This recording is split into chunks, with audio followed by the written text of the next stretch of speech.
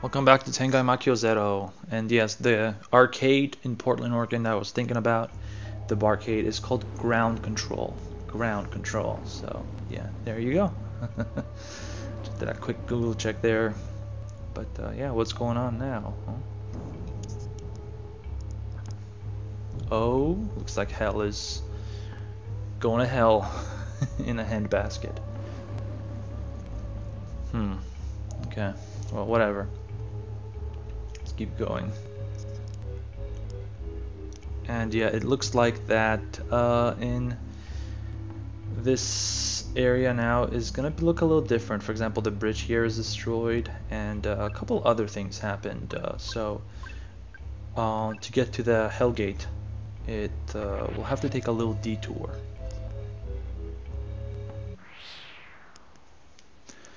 And yeah, there's some new enemies here. At least I'm pretty sure there's some new enemies. One guy looks like a weird Medusa thingy-majigger, and the other guy has his head is on a stick. Alright, so the good news thing is that we can run away from them, which is what we will be doing. As this is the end game, and fighting and using up our resources is probably not the best thing to do. So we're going to be trying to avoid as much conflict as possible. And yeah, this is going to be the final boss, trust me.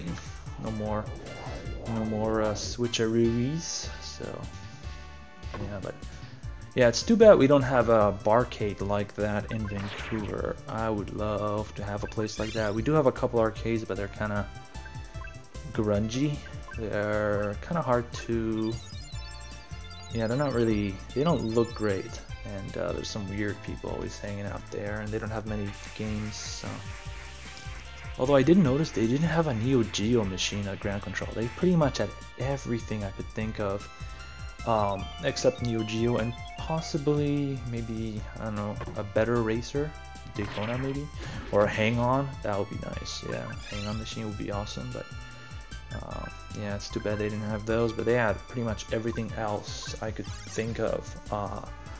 Yeah, they had Area 51 and everything. So yeah, unlike Japan, here in the United States and Canada, arcades are completely dead.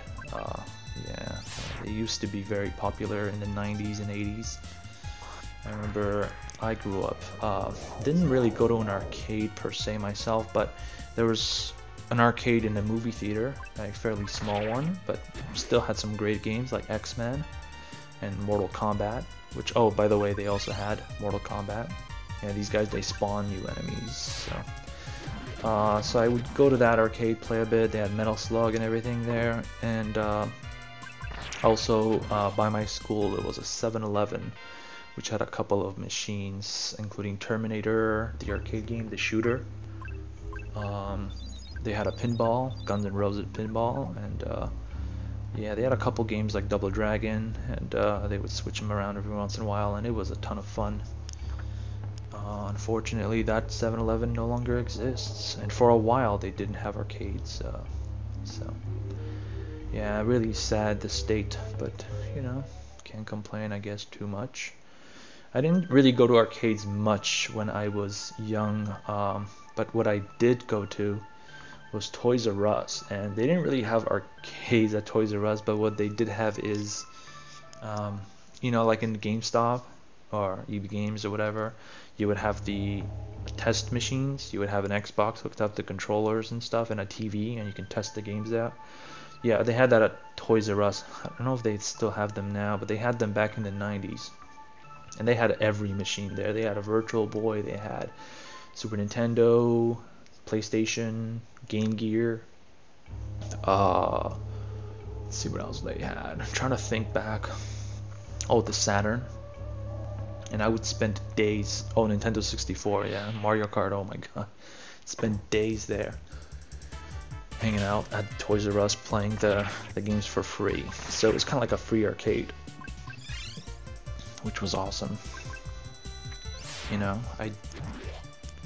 I played Killer Instinct 2 on the arcades in the movie theater a few times, but what I played more was the Super Nintendo Killer Instinct 1 with a bunch of kids from our neighborhood at the Toys R Us. They had a display machine there, and we would just play all day, take turns and everything, and it was so much fun.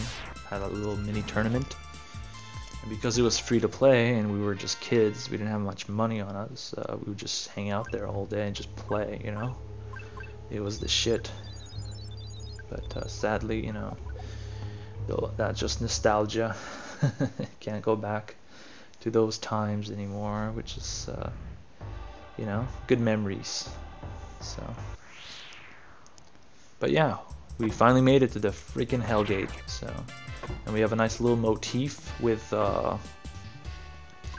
nice little motif. Yeah, as you saw there, I tried to go in through the back, and the back was also closed off, so you had to go in through the side here.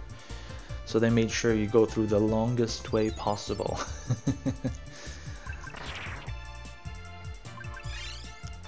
Yeah, at least I went through the longest way possible, which is whatever. What can you do?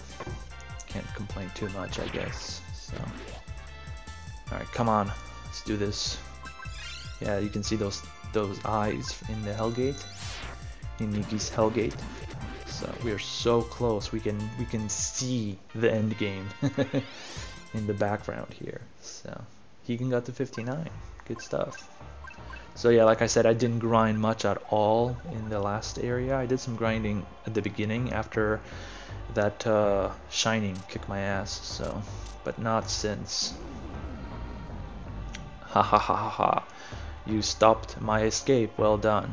But I will take your life. I'm Hell's King Yunigi. I will show you my true form. You will meet all of Hell.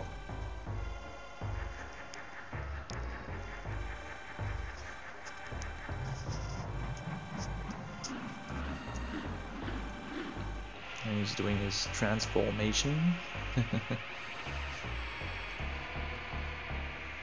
And I guess that's all of Hell. He's consuming all the darkness or whatever. And he's turning into a rainbow. Oh, and all the gods are, I guess, helping me. And there it is. That is the final boss in his final form. In the final screen of the final game. Alright, so he's got a bunch of eyes everywhere and everything, and yeah, I'm just gonna do a little quick save here because I don't want to get my ass kicked, and I may not have been completely prepared for this fight. For example, I didn't really stock up on many MP restorative items. I have almost no... I don't even know how to resurrect dead characters. I hope I'm right with the Inochi Sake, the life sake. Hopefully that actually does what I think it does. And yeah, so we're gonna have to fight this guy. He's using some sort of a light attack. And I think it silenced Mizuki, which is fairly annoying. Let's see here. Oh, no, it confused her. So it's probably best that we unconfuse her, because she can attack all of our characters with her attack.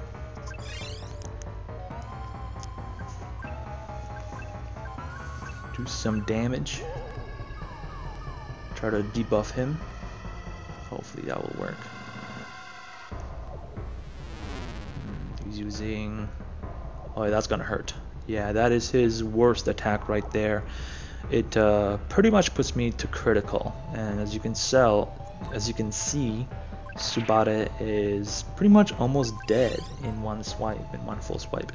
The problem with Subare's healing ability is that it will not heal to max. It will do a great heal, all my party members, and it will heal them to about 90% or 80%, but if he does it 2 times in a row, it can, I'm fairly certain it can probably wipe me. So yeah, hopefully I'll be lucky there. Let's go with another cure. Don't want her to attack me. And yeah, she'll do damage, and I'll probably go with another heal there. Hopefully he doesn't do that attack twice in a row, so I can keep healing through his abilities. So far, so good. Let's see here. Attack. Yeah. Attack. And try to debuff him whenever possible. Hopefully the debuffs work on... I mean, they worked on all the bosses, so hopefully... Oh, Jesus. Yeah, and his damage seems to be variable because now Tsubada has 30, whereas before she had 10 life. Let's go with a buff.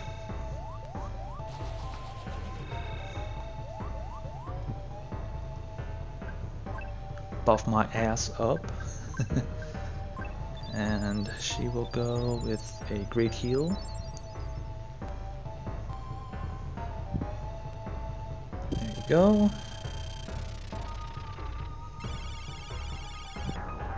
Oh, hopefully that's not gonna kill me. I'm worried every attack he does. Okay, that just puts me to critical.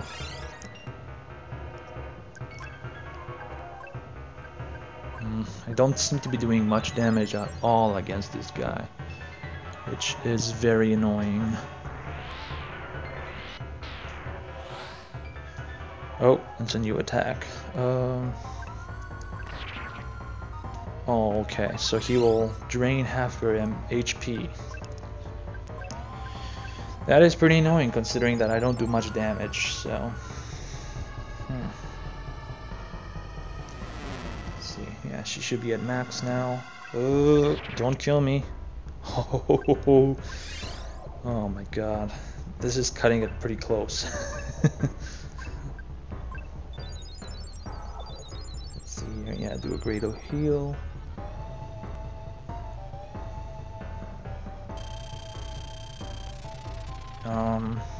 Oh, just gonna put me to max.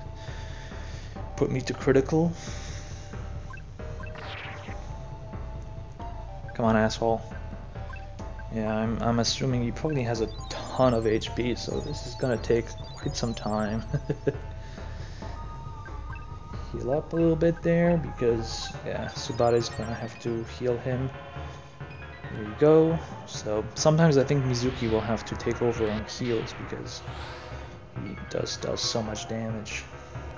Oh man, he's gonna heal up a lot. Oh, annoying asshole. Jesus Christ. Keep attacking. Heal.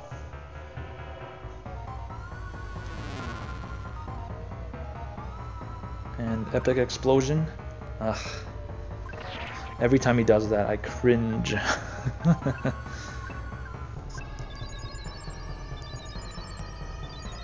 Do a heal. Yeah, I may have to... Yeah, I'm gonna have to rely on 2 healers sometimes. Which, you know, I don't want to do. I want to dish out the damage, but health is the most important thing. Especially because this is the end boss. He's gonna crit. What's he gonna crit? Oh, her. I don't mind that. She did have to heal up anyway, so...